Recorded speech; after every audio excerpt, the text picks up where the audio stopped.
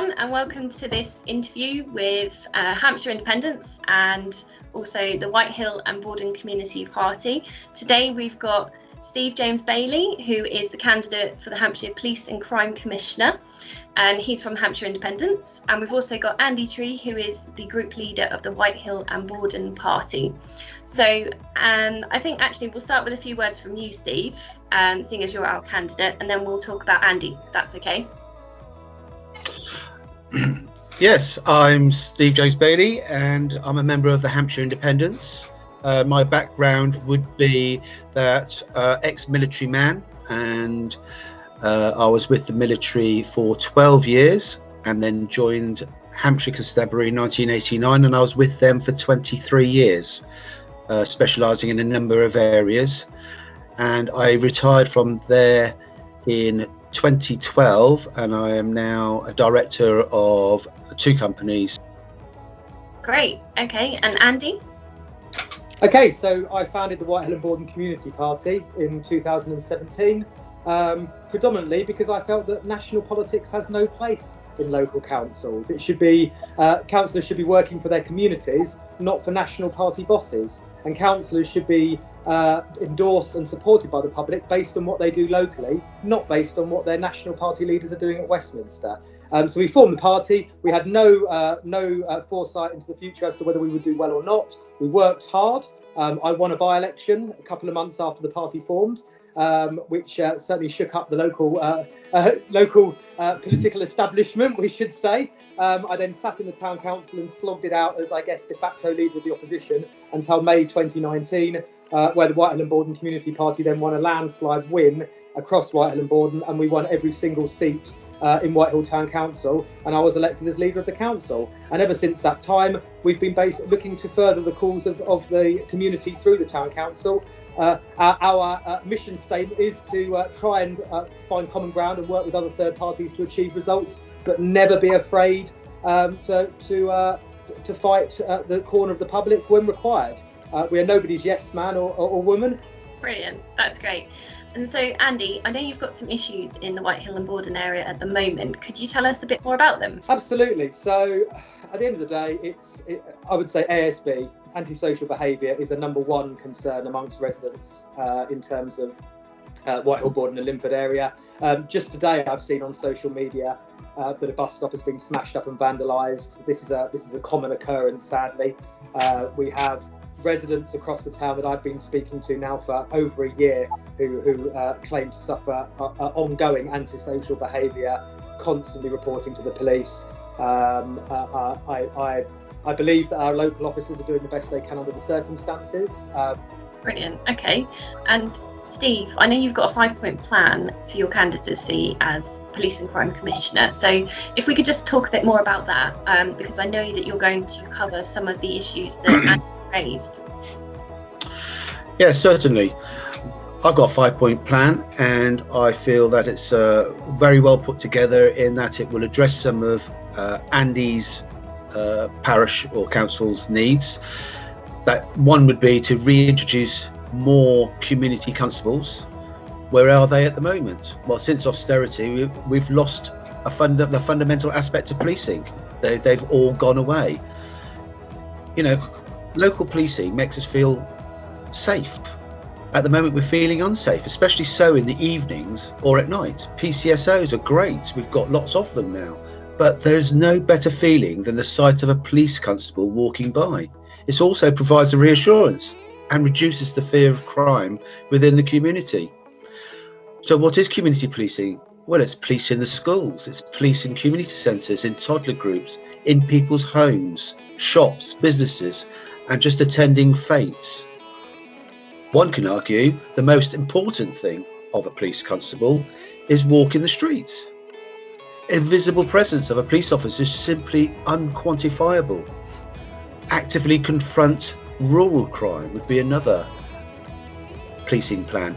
Rural crime affects us all, especially the massive rural community that we have in Hampshire. It's vast, from dog thefts, stolen machinery, farm machinery and livestock.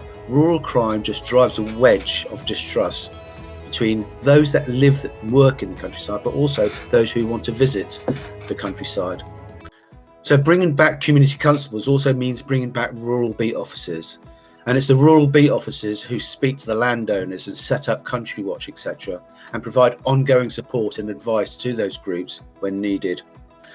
So we need them. Rural beat officers provide a strong visual presence for miles around. We can explore the technology aside from that and work with border force officials to make exporting farmyard machinery more difficult. But we need more rural beat officers. Cleaning up our streets. We're talking again with Andy's bus shelter and other antisocial behaviours. We need a tough approach, not a policing state, as Andy mentioned. A tough approach. That is, we need those community beat officers walking around, speaking and engaging with those basically criminals, we can call them, on the streets, from street drinking to fly tipping, excess noise, street and drug dealing. General antisocial behaviour. It's the blight of our community. We don't like it. It makes us all feel unsafe, and the fear of crime is great.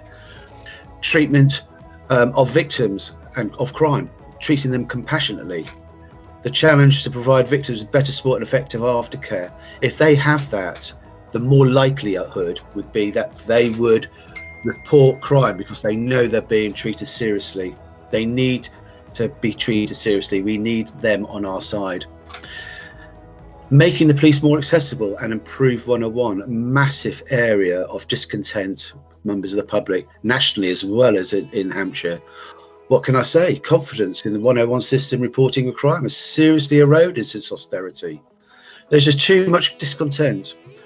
You say it's the public, you say it, the public says it, our poll survey says it. We just all know it. We just can't get this right, and it's appalling in this modern day.